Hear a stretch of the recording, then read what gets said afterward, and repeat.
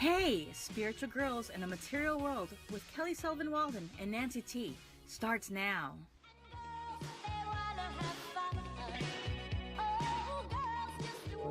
Hello, everybody. Here we are again. We are Spiritual Girls in a Material World, where we celebrate the bling, the ka-ching, and the mystical, the magical, the spiritual, and everything. I tell you, everything. Yeah. And you are here with Kelly Sullivan Walden and myself, Nancy T. We are talking about something today that I think you're going to like, or maybe you won't like it, or maybe you think you're going to like it, but maybe you just have a feeling about it. And it affects you deeply. Yep, we're going to talk about empaths. We're going to talk about having that empathic nature. And let me tell you, lately, have you seen all the articles on Facebook? It's like, are you an empath? Quiz. Or if you're an empath, here's how you can survive the day because you feel everybody's feelings, supposedly, in this. Okay, this is what I keep reading. And I have to say, I don't think I'm full blown. Like it doesn't, if somebody's having, crying incessantly, I'm not like, I got to cry too. I'm not that, but I definitely feel energies and I'm definitely affected by energies. And there are times where I'm like, oh, I can't have that. I can't have that. I can't have that. Like I got to get rid of it. I literally told somebody the other day to leave. Like, okay, you got to go now. I said it nicely. I did. No, which at some point we'll put in the comments. We've got to put the link to our little special no video that we had from our trip to Teo, right, Kel? Let's try to imitate our wonderful. We love Kate. It is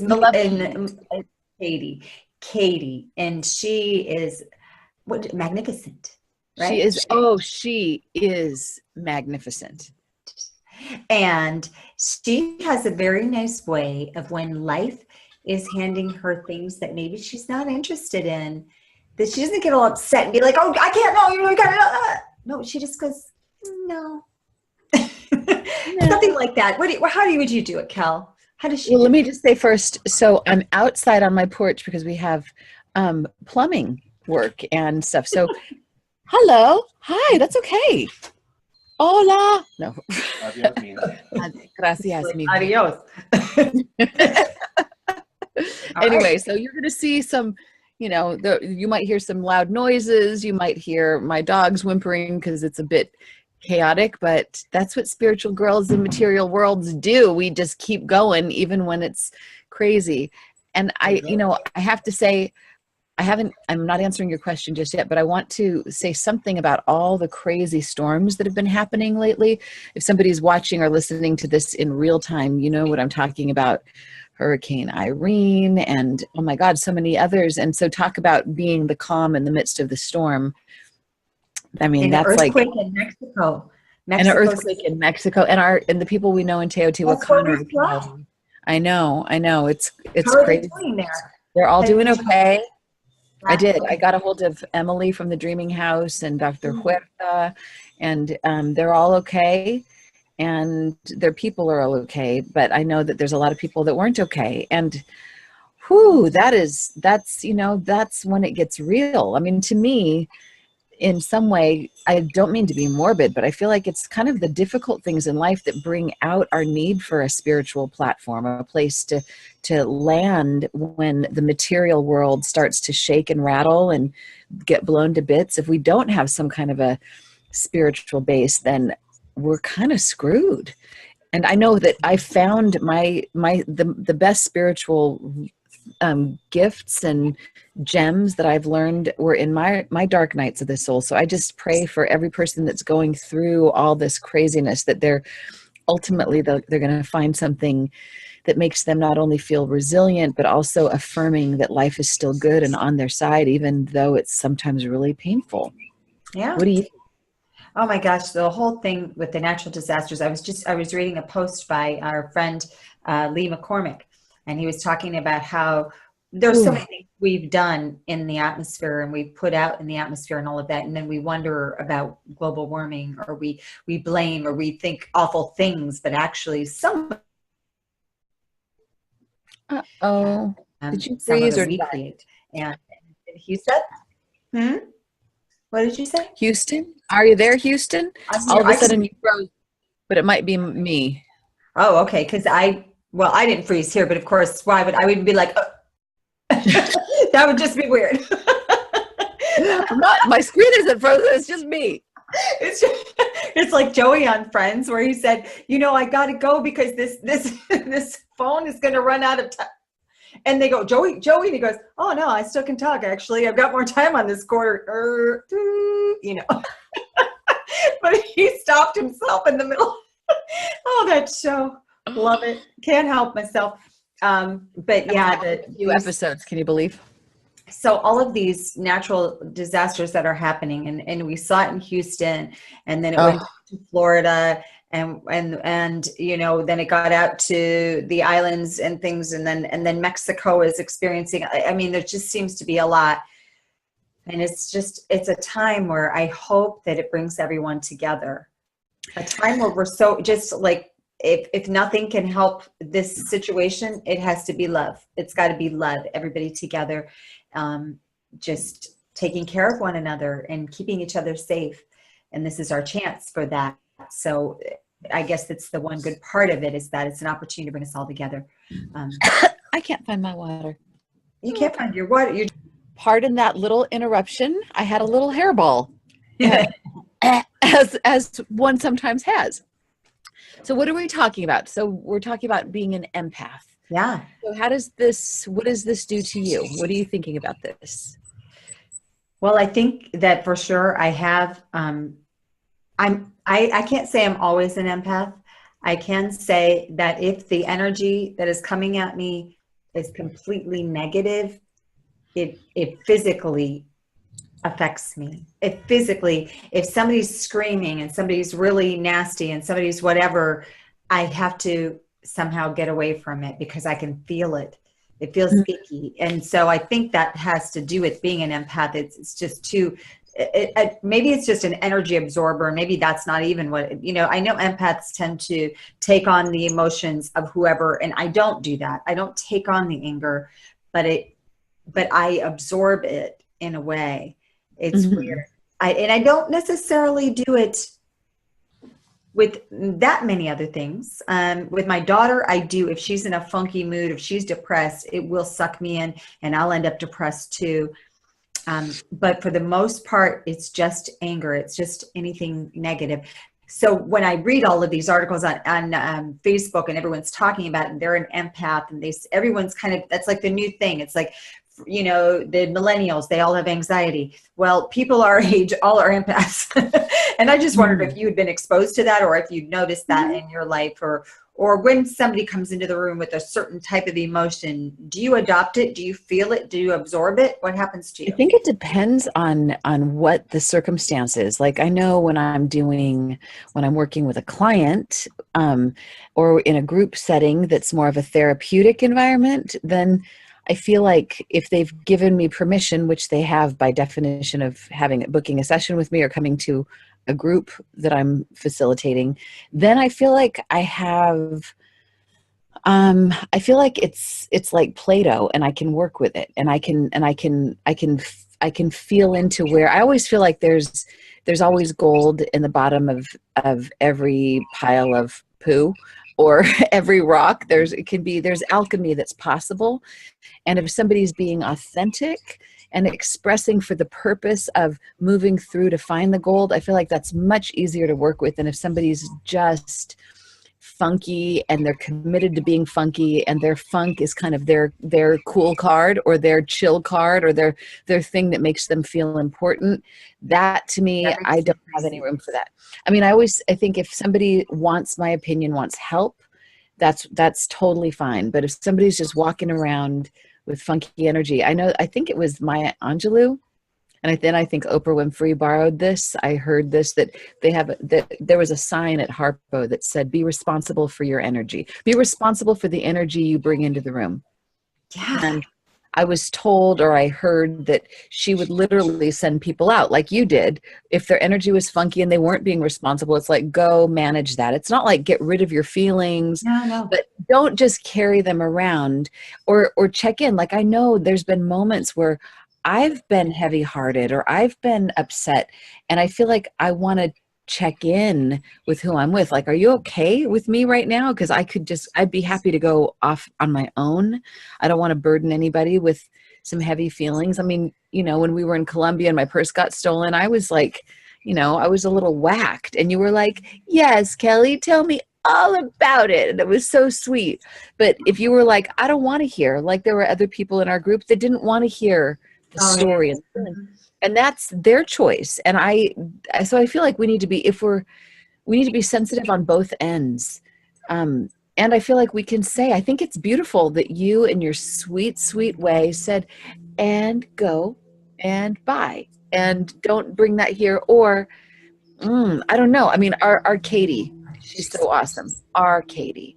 All right. I'm going to impersonate her, and then I want you to. Okay. So somebody wants, this is kind of if somebody wants something of her that she doesn't want to give, she will say, you do it first. No, I don't know what you're going to say, so you better do it. No, Katie's thing. She'll go, no, it's okay.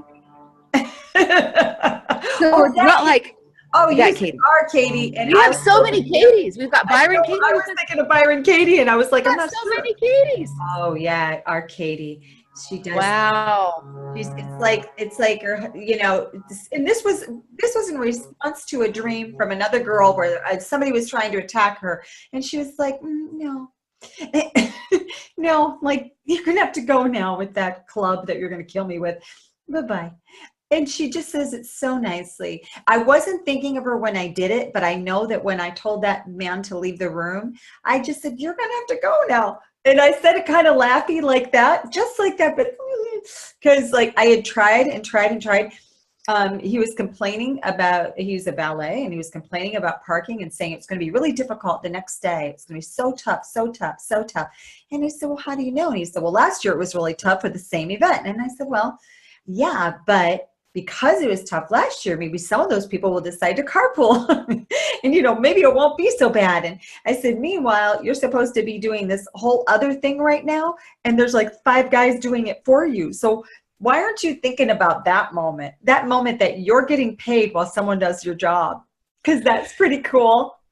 So I was more into that, but eventually he just wanted to be in that funk. He wanted to complain about it. He wanted to say how bad it was going to be. He wanted to say, we don't have enough room for these cars that I have to park tomorrow.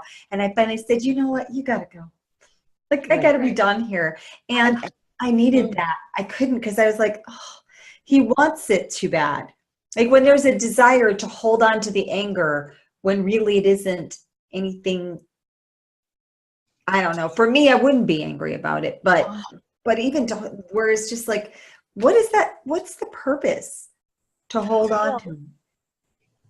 I just interviewed somebody yesterday, Douglas Knoll, who wrote a book called De-Escalate, what's the exact subtitle? It's basically how to calm an angry person down in 90 seconds or less. Oh, love it. I'm going to need that. There's not a lot of angry people around.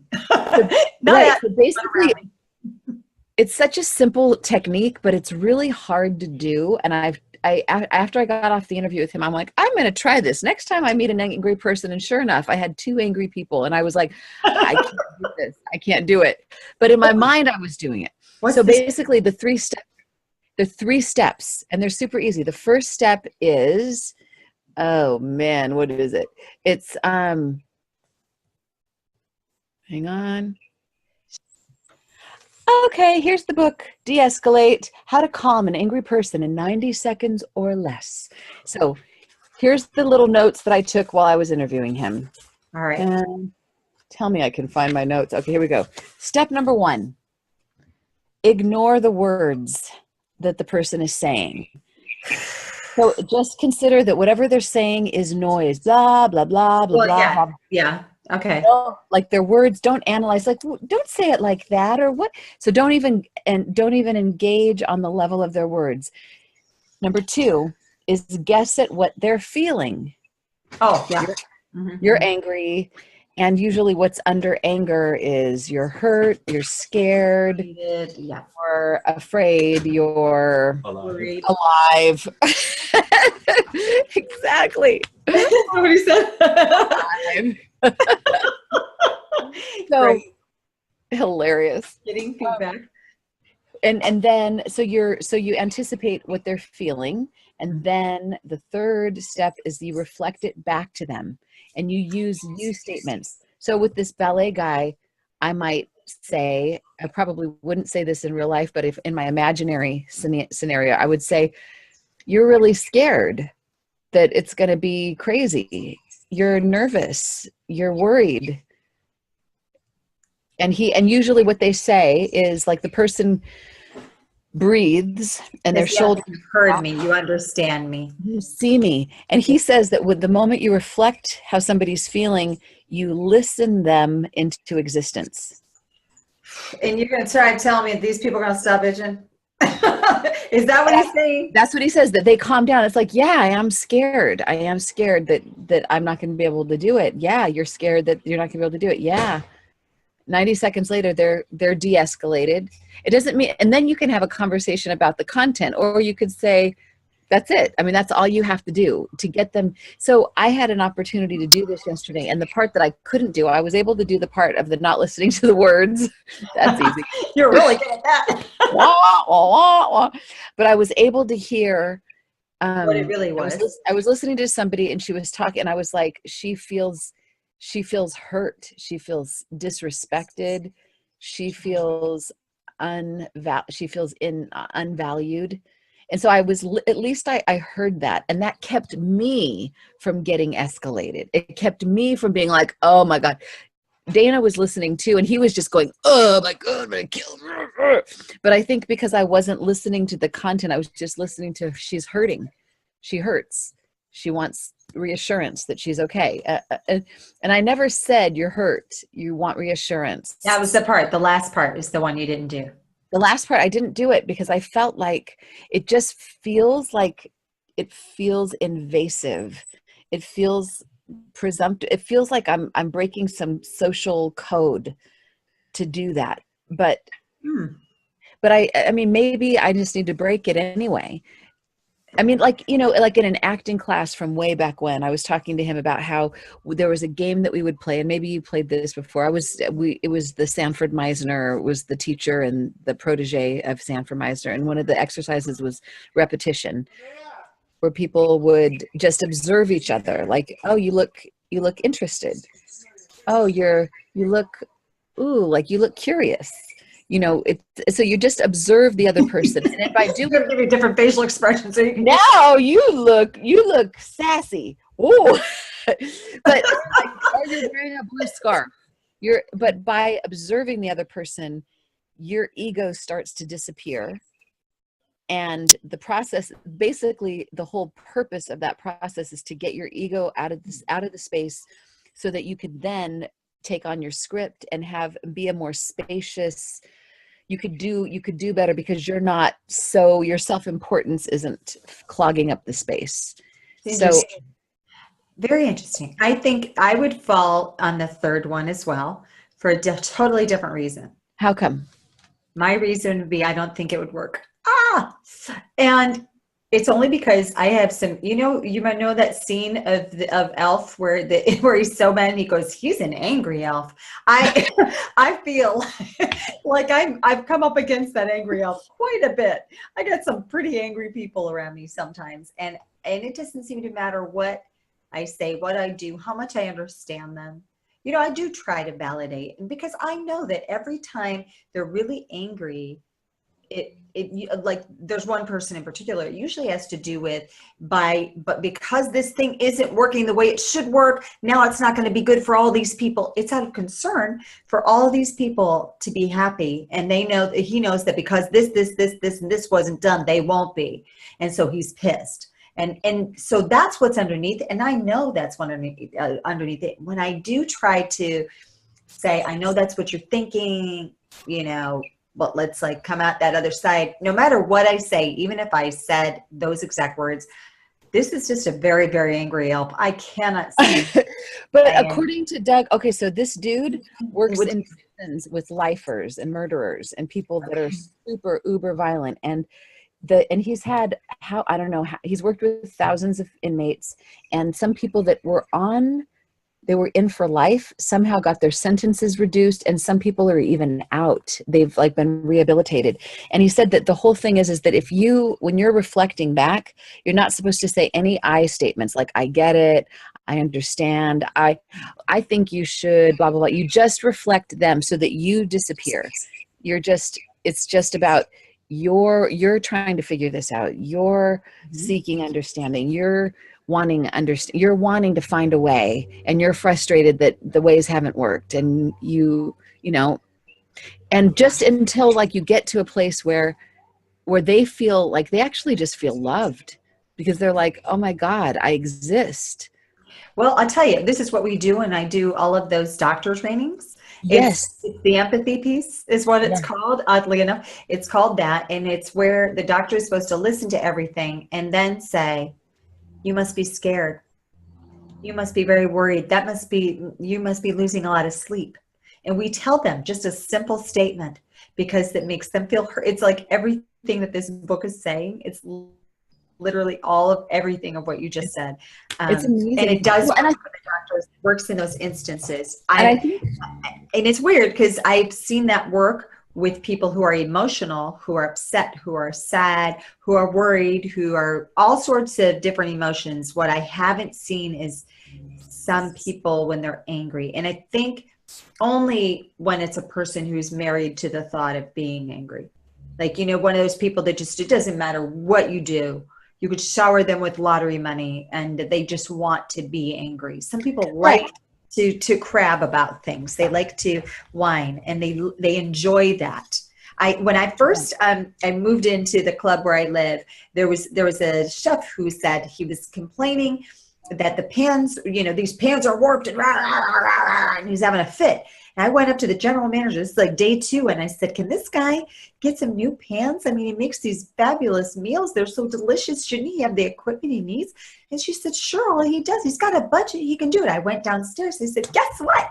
I got you pans. You can do it. All you have to do is, you know, fill this out and you can do it. And he's like, well, you know, I didn't want it. You know, I don't want the boss to think I'm spending.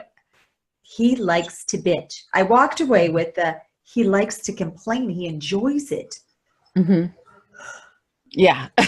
So in that's the tech work, they call it. Life out of that's what makes me crazy. I can't stand that. So I totally get it. I relate 100%. And I think, I mean, from time to time, I think we'll have to interact with people like that aren't coming to us for advice. They're not asking humbly, I want to change, give me some help here. They're just wanting an audience for their energy. And I would say they probably do want to be understood and they do want to transform way down deep, but they're not asking for it. There's not enough consciousness. So at least I know for me, I can get escalated if I'm forced to be around an escalated person. So at least doing steps 1 and 2, not listening to the words and then interpreting or guessing at what they're feeling. Then there's some part of me that softens then because there's not a feeling on the planet that I haven't felt and that I can't relate to. So, oh yeah, I've been sad. I've been hurt. I've been scared or nervous or blah, blah, blah. Like, oh, so then I don't know, maybe we don't have to do the third thing. Maybe, I don't know. We'll just read 2/3 of the book. We love you, Doug. We love you. It feels like if it was set up, like in the repetition game at Playhouse West that I went to, everyone knew what the rules were. So this is how you talked. So it wasn't weird. Nobody was going to get mad at you and be like, why are you presuming that I'm happy right now? How, you know, it's like it was common knowledge. So if everyone had this book and was like talking this way, then I feel like I would do it more freely. Yeah. But knowing that it's kind of a strange language and that some people might be offended, I feel like it feels a little bit too risky to me. So, but maybe we'll work on that. We'll try next time. We'll work on that. When we're together, next time we run into an angry elf, we're going to try it. Okay. Too, so it's like we're both doing it. Okay. It's a deal.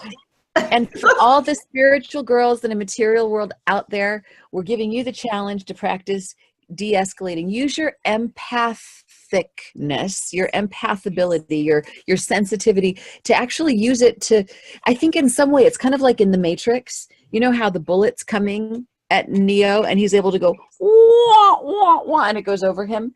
It's like you can be empathic and sensitive and you know it's coming, and then you go, oh, the person is sad and scared. Yeah. Oh, they're upset and wanting to be understood. It's like you don't have to go, why did you say that in that tone? I can't believe you said that thing again. You're looping. Stop it. Be positive. Then you get shot, and then you're dead. It hurts.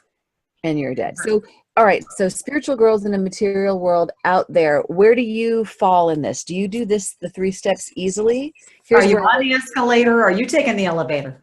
Exactly. Here's my my notes that I wrote. Number 1, don't listen. I don't know. If you can read my writing, you win $1 million. It says ignore the words. Noise. I like that. And number 2. That what they feel. Yeah. And number 3. And number 3, reflect. That's it. I like it. See? So you don't have to read.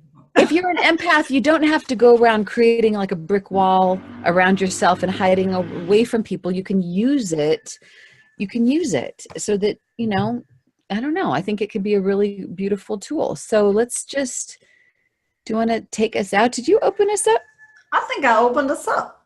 All right. Well, then we're going to wrap a little bow around it. Vogue, vague, and say namaste and now must go.